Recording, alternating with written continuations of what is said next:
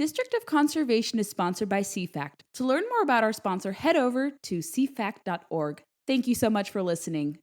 Welcome to District of Conservation. I am your host, Gabriella Hoffman. This podcast offers a sober examination into all things hunting, fishing, shooting sports, energy, environment, and the public policy surrounding it. And this podcast also specializes in original interviews that you won't hear elsewhere. Here's what I have for you today. I'm joined by Sue Tidwell, a newly minted bestselling author and fellow POMA member who is, interestingly enough, a non-hunter, is going to join us today on the podcast to talk about her groundbreaking book, self-published book, by the way, Cries of the Savanna, and what Africa meant to her, tagging alongside her husband, who is a hunter, and how her trips there impacted her thinking on wildlife conservation, especially from a non-hunting perspective, and to understand the conservation model that happens there. And for those of you who are listening and don't know anything about Africa, Africa has a very interesting model. A lot of very anthropomorphized species here in the States are often having to be culled and managed. It's a very different system here. Somewhat, it attracts a lot more controversy, and I think Sue's way of tackling it from her book, which I just finished and was able to lend some reviews to, I think it'll really change a lot of non-hunting perspectives' mind. It's not just the hunt, it's a lot more. And so we're really thrilled to have Sue come on and talk about her book, why it's gotten so many accolades, and how it's changing hearts and minds on this very interesting conservation model that we find outside the United States. And you don't have to be a hunter to really take into account kind of the points that she makes. And I think you guys will like what she has to say. Really unique perspective, and it's been a joy getting to know Sue this last year. So here is my interview with Sue Tidwell. I hope you guys enjoy it and connect with her and purchase her book, of course. We're joined by Sue Tidwell, a now 4-time award-winning writer in the outdoor space, who is the author of, obviously, the best-selling book now, Cries of the Savanna. She is a non-hunter, but is sympathetic and very much understanding of wildlife conservation. So, Sue, we've been going back and forth, and now you finally get to come on my podcast and talk about the book and your advocacy. Really thrilled to have you. Well, thank you, Gabriella. I'm thrilled to be here.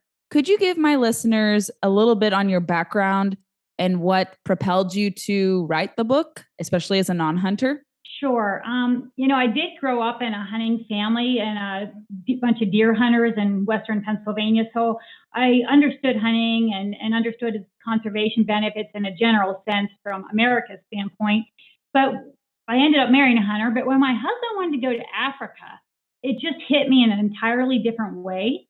And I'm just no different than many Americans. Many Americans look at Africa species totally different than American species. And I was one of those people. And I had a real hard time with the idea of hunting some of those animals. But, I love adventure. I love travel. So I put on my big girl pants, I like to say, and I went to the Tanzanian bush. But the crazy thing is after being with boots on the ground, we were in a really remote area. Like the nearest village was even 4 hours away, and we had 21 people taking care of us, and had lions roaring outside the tent and hyenas, and a hippo moved into the puddle beside us like 20 yards away. I mean, it was just an amazing experience. But as I got to know the people of Masimba camp and have these boots on the ground experience, I totally changed my viewpoint. I totally understood why hunting is so critical to the people of Africa, and also ultimately the wildlife itself. So, I had made a good friend with Lillian. Tanzania always puts a game scout with every hunting party to make sure everything's legal and documented. And our game scout happened to be a female, which was really pretty cool. And she was 23 and spoke pretty good English, and her and I just really hit it off. And she taught me so much. She's not affiliated with the hunting party in any way, but she taught me so much about poaching and human wildlife conflict and all kinds of things. But I made her a promise at the end of the trip that I would try to help people like me understand. So the book just kind of evolved from that promise. I had no idea what I was getting myself into, but that's how it happened. Yeah, you featured her and a bunch of other fantastic cast of characters and really dove deep into the locals there and how much they appreciate people coming, whether to do hunting or eco tours, really understanding their way of life, kind of the misunderstandings of wildlife conservation there, and how that type of model helps uplift them economically, keeps their people employed, helps prevent dangerous animals from trampling on their villages, and just kind of helps keep a balance there.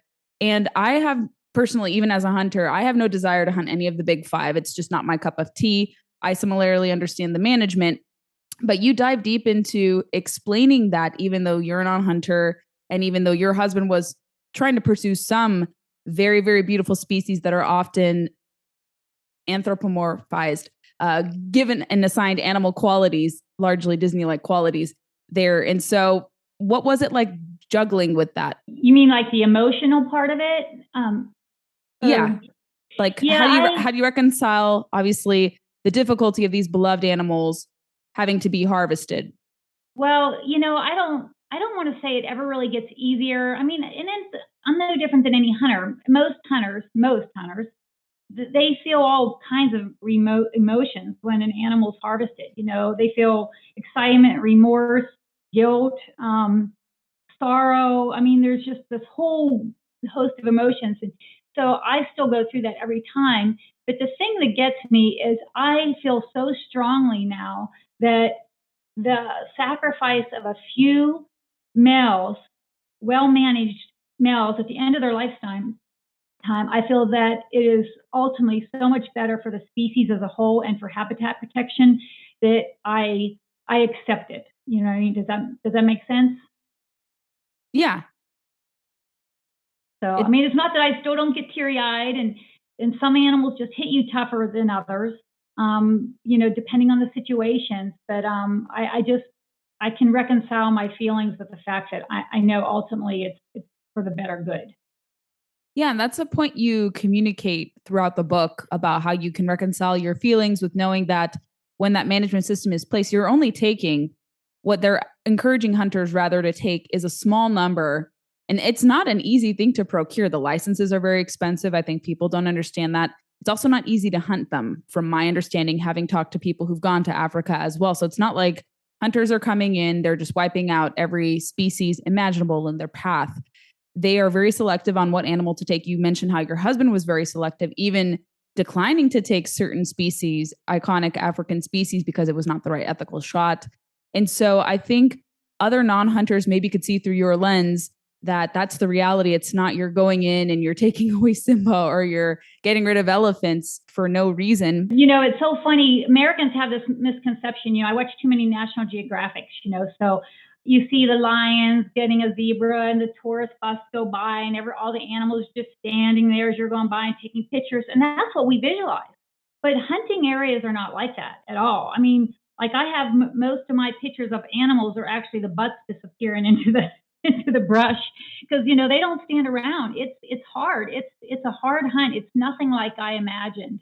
And like I said, there are very strict guidelines on what animals you're allowed to take, and they want them to be past breeding age if any way possible. So anyway, yeah, right. There's so much more to it than what we think. But you weren't just describing the hunt, you were describing, obviously, hence in the title, Cries of the Savanna. You were hearing the different sounds and admiring the sights. It wasn't just about the hunt, accompanying your husband and others in your party to go hunting. You were really diving deep into the all-encompassing nature of hunting trips or going on safari. Similarly to what people do here in the United States, we have our own type of safari. We go backcountry hunting or fishing or do something similar, but in a slightly different vein, of course. But you were admiring and chronicling everything that was happening, not just the hunt, about the wildlife you saw that crossed your path, some interesting encounters you had. So it was all encompassing. It wasn't just about describing the hunt. Is that a key takeaway from the book, to recognize that's what I want. It's kind of weird. Like I said, this is my first time book. And so I really didn't know what I was doing when I started, but I kind of knew instinctively that, because I want hunters to enjoy it. So I want them to enjoy and read it, but then I want them to share it with the people in their life who don't understand hunting. So I knew to get those kind of people, it had to be about the whole picture, Africa and the people and the amazing experiences and the adventure. And quite honestly, I was just captivated by it all. So to me, it wasn't just about the hunt anyway. It was about the people I met. It was about their way of life. It was about the wildlife we interacted with. It was just about so much more than the hunt. So that's what I try to do in the book. I try to incorporate all these things, and it's pretty amazing because one of my favorite reviews I got from a hunter was that what do you say? Fantastic job. I don't know how Tidwell did it, but she wrote a book that I can share equally with my hunting buddies and equally with my mother. So that's a pretty cool compliment that that because a lot of non-hunters actually really like it too. Once you get them to read it, that's the key. What has been the general response from readers, especially non-hunters who take a gander at the book, read it, and give their feedback to you? What has been the response, in your opinion, to the book? Most of the time, or at least the ones I hear from, it totally changes their perspective. I hear things like, I don't look at the mounts on the wall with disgust anymore. I heard that from a group of realtors in Seattle, actually. They used to go into a house and wrinkle their nose. Now they say, I look at that animal, know the work and the time and the respect that goes into it, and I look at it as a memory now. And I hear that kind of thing a lot. So, and a lot of non-hunters are just amazed, actually. I even from one woman said, I had no idea animals acted that way, which really kind of cracked me up because we have such a romanticized view of animals a lot of times. But the key was, so it's really well taken by the non-hunting world, the ones that I've got to read, and women and men. And so that is so encouraging. But the problem with the book is they aren't going to just, from what, like when I talk to these groups, these book clubs and stuff, I ask, now, would you have read this book if it hadn't been the book club pick? And most of those non-hunters say, no, I would have never thought to pick this book up because they're turned off as soon as they see hunting. So that's why I'm so I just want hunters to enjoy it for the adventure and then pass it on to somebody in their life or share it with somebody that they know or tell somebody, talk about the book and get the non-hunters reading it. So anyway, that's my goal. And what has been the response among the outdoor industry? I know a lot of groups and individuals, high profile people have been sharing and singing your praises and also that of the book. So what has been the response from the hunting community too? All in all, it's been a great response from the hunting community. I just got an email the other day that somebody reached out to me on, he had heard about it on another podcast. Anyway, he reached out to me through my website and he said, every word of every sentence of every paragraph of every page took me back to Africa. Please write another book. So, to me, those words just mean so much to me. And, if somebody else compared me, one of the hunting blogs put my book on the 10, 15 most African hunting books he recommends. So I'm up there with Rourke and Capstick and Robertson and all of them. It's pretty cool to be put on a list with the 15 recommended books of Africa. So it's pretty cool being a woman and the only non-hunter too on that list. That's terrific. And what are future plans? Do you plan to do like a sequel or maybe cover American or European hunting similarly? Or do you want to branch away from that or still stick with the conservation beat? Well, right now, my husband would kill me if I wrote another book because, like I said, we had no idea what we were getting ourselves into. This was just, like I said, no, as you can imagine, no publisher really wanted to touch me. I was a first-time author. I was a non-hunter and a woman writing a book about hunting.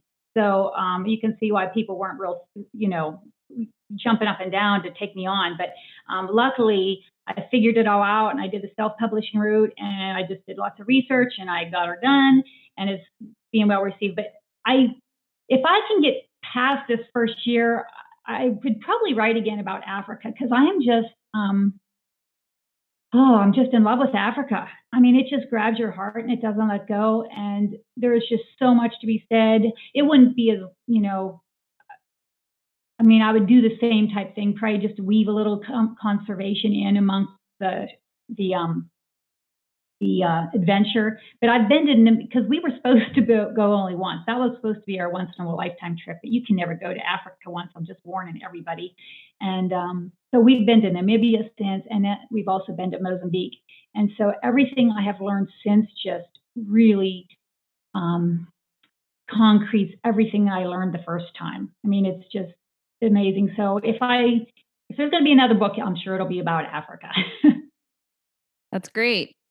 And what do you want people to take away from the book? Because we want to direct people to buy the book rather than you divulging all the book's innermost details. What would you say would be perhaps a few key takeaway points from reading your book and why people should buy the book? Well, first of all, I want people to know it's a fun adventure. I mean, it's like I want people to go on the trip with me. I want them to fall in love with Africa with me. So I take them on this adventure. I introduce them to these fantastic people and characters that I meet, people with 35 brothers and sisters and 5 husbands or 5 wives, I mean, just interesting characters. I introduce them to the culture. So it's not just a hunt. It's just not conservation. It's just a little bit of everything. And I just kind of weave the conservation in among the adventures and what I learned about Africa. But all in all, I just want people to fall in love with Africa, and I want them to fight for it. And when I say fight for it, I don't mean they have to get up and down and actually literally fight. I just mean if you hear someone talking about how terrible big game hunting is in Africa, then tell them, you know what? You really don't understand. There's a lot more to it than that. I mean, I just want them to defend Africa and defend because it's so critical to the people there and so critical to the wildlife and preserving habitat. So I just want people to fight for Africa in whatever way they can. What organizations have honored the book thus far? Obviously, POMA is one of them. We presented you with an award for publishing the book, of course, which was fantastic. And then since then, you've gotten several more. So which other accolades have you gotten? I've got the Reader's Favorite Gold Medal Award in the animal category. I've got the Wildlife Society's Conservation Education Award. I'll be presented that in November. And then I've got the Kindle Book Review Nonfiction. I'm a semi-finalist right now in nonfiction, and then the finalists will be announced in October 1st, and then the winner in November 1st. So right now I'm just a semi-finalist, so I'm still waiting to hear on that, but that's the Kindle Book Review. So those are the awards I've gotten. And I've been in Sports Afield. Diana Roop, the editor-in-chief of Sports Afield, loved the book, and she did a page on it in Sports Afield, and lots of other magazines have been really great about, putting reviews in it or, little blurbs about it. So, and I'm just keep trying to reach out to others and get in front of as many people as possible. And going into self-publishing, I know that is very difficult. I've had some clients who've gone into self-publishing, and it's even kind of a murky territory a little bit, even in the conservation space. A lot of people love to go with established publications. Some people are bold enough and they create content on their own. But to anyone listening who works in the conservation space, would you recommend them going the self-publishing route, or do you recommend they rather go through maybe a more established route, working slowly but surely to build up their way, or maybe having a hybrid approach? I don't know if I'm the right one to ask because I'm certainly not an expert, but I would maybe go the hybrid approach just because like what I'm actually going to do now that I've got some awards and I got great reviews and got such support, I'm actually thinking about reaching out again to publishers because they can get it into their marketing can get it so much further than I can. And I just feel it's such an important book, so I want to get it out there. So as far as to other people, it's just hard. The publishing world is hard. So if you can get a traditional publisher to do your work, hey, go for it if you can do that. But there's trade-offs in each thing. So because I don't know. I don't even know where to start. I would bore people to death if I went into the whole thing. But yeah, I'd say if they can get a traditional publisher, I'd probably go for that. But if not, the self-publishing world is available, and there's so much data out there of sites to help you now. So that's where I did all my research was on the internet. So that's how I figured it all out. Kind of with your immersion in conservation, going along different hunting trips, would you ever muster the courage to possibly go hunting yourself, or you're still kind of uneasy about it yourself? You don't mind the meat and the byproducts, but you wouldn't do the kill shots or anything of that sort. Are you more open-minded to that? I'm really mixed on that. Part of me would love to, because I can see how empowering. I know that sounds maybe stupid, but how empowering that would be to have that capability. I mean, I go with Rick on all his hunts. So like we just got back from an elk hunt. So I'm riding the 15 miles on a horse ride with him. I'm climbing over logs. I'm doing all the stuff that he's doing. I'm just not pulling the trigger. But so I get the full experience basically, other than that last part. So right now I'm happy enough with that I'm in the wilderness. I'm in the environments of these wildlife, and I get to experience it along with him. And I'm not saying I'll never do it. I there's a part of me that really wants to, but there's a part of me still hesitant. So I don't know. We'll see where that goes. And you don't have to make a decision. I wasn't trying to press you on that, but okay. I was just curious just to see, has it kind of reshaped your opinion? And you don't need to ultimately if you don't feel comfortable, you don't have to follow through with kind of this ask. But I was just curious to see that. And, I think people's minds do change. I've known and read anecdotally about a lot of people, not in your position, but vehemently formerly vegan anti-hunters who completely flip the board and they go into hunting because they see that it's you organically sourcing meat and being closer to the food that you procure rather than going simply to the grocery store. So yeah, your trajectory would be interesting, but hey, if ultimately you decide not to, it's totally fine too, because we appreciate your perspective, Sue. Between you and me and now all your podcast listeners, there's a part of me that worries that if I did start hunting, am I going to take away from the premise of the book? So, and I am so passionate about wanting people to understand how important hunting is. I mean, I just really want people to get it. And so there's a little part of me that's afraid that I will take away from that. But until I decide what I'm going to do, right now I still get to experience the whole thing with Rick. So that's good. That's good. Sue, where can everyone follow you, connect with you, learn more about the book, and ultimately purchase it? List all the different appropriate links. Okay. Well, on Instagram, I'm SueTidwell.writer. On Facebook, Sue Tidwell. And I'm not on the other ones. Those two are enough for me to handle right now. And Cries of the Savanna is on Amazon. So I don't have it on the other outlets yet right now. It's just Amazon. Or you can reach out to me through the email or my website. Oh, my website is Sue Tidwell also, www.suetidwell.com. So, my email is on there and everything. But yeah, if you want a signed copy, you can just send me. Some people like signed copies. So you're welcome to reach out through a DM or something for that as well. Fantastic. We'll include all those links appropriately in the show notes for everyone to take a look and possibly connect with you there. Sue, it's been such a pleasure. I know we were going back and forth, and pardon my busy schedule. Normally, I'm much more keen on being more timely with it, but my travel schedule caught up with me. But better late than never. I think fall time is actually a good time for people to digest new material anyway. We're getting listeners back who have maybe fallen away from the summer. I am grateful to have you here on the podcast. Thank you so much for joining. Oh, thank you so much for having me. I really enjoyed being on here, and I'm always happy to talk about Africa. So thanks a lot for the opportunity. Thanks for listening to District of Conservation. I hope you enjoyed today's episode. If you haven't already, make sure you find us on your preferred podcast player. We largely circulate on Apple, Spotify, and countless others, but those are our two big podcast platforms we want to push. Make sure you're subscribed there, especially on Apple. If you like the podcast a lot, go leave us some reviews. We'd be more than grateful to get some 5-star reviews from you guys. Moreover, we are on Facebook, Instagram, and Twitter, and a little bit on YouTube. We don't populate there, but connect with us on social media. Find me personally on social media with blue check marks. Super easy to find, and I would love to hear your feedback and know who you'd like to see on the podcast. Thanks for listening to District of Conservation. Stay tuned for the next episode.